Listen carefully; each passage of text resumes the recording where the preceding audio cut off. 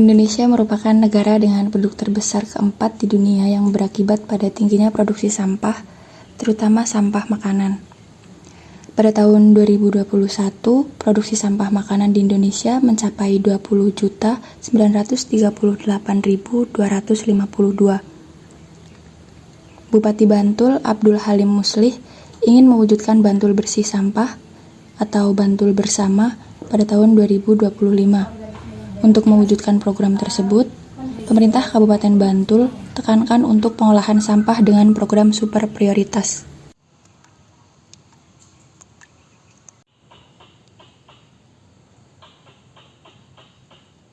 Jadi, di sini kita akan menjelaskan beberapa part dalam pembuatan ember tumpuk.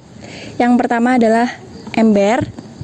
Kemudian kita memerlukan keran. Ini kerannya berfungsi untuk mengalirkan air lindi yang sudah terkumpul dari sampah-sampah organik yang diletakkan di ember atas. Jadi di sini embernya ada dua. Untuk ember yang pertama dilubangi bagian bawahnya ini untuk lubang keran. Kemudian setelah itu ini nanti untuk tempat air lindi. Terus kita membutuhkan ember satu lagi untuk tempat buah organiknya. Nah, nanti buahnya ditaruh di sini, sampah organiknya ditaruh di sini. Kemudian dilubangi, diberi lubang sebagai tempat untuk mengalirkan air lindi. Kemudian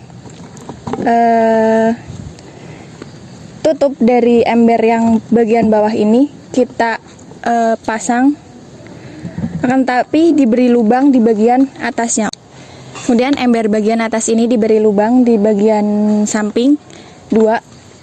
Tujuannya untuk tempat aerasi atau keluarnya udara untuk mengundang si black soldier fly-nya. Jadi nanti lubang ini berfungsi untuk masuk serangga black soldier fly itu, kemudian akan bertelur di dinding-dinding ember bagian samping. Kemudian setelah sampah buah dimasukkan, kemudian ditutup rapat menggunakan tutup ember sehingga tidak ada udara yang masuk melalui sela-sela tutup ini, hanya melalui lubang aerasi tadi. Untuk peletakan sampah pertama harus menggunakan buah karena sampah buah itu berbau lebih menyengat daripada sampah sayuran dan yang lainnya, sehingga itu dapat mengundang black soldier fly untuk masuk ke tempat sampah ini. Untuk jangka waktu pengecekan kita bisa lakukan selama 1 minggu atau lebih. Kita bisa lakukan pengecekan terhadap sampah organik ini. Kemudian setelah kurang lebih 1 bulan, air lindi bisa kita panen.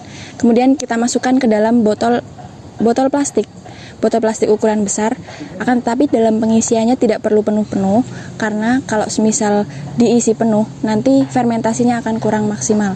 Kemudian setelah kita isikan ke dalam botol plastik, kemudian air lindi itu kita simpan dan fermentasi di area gelap dan lembab.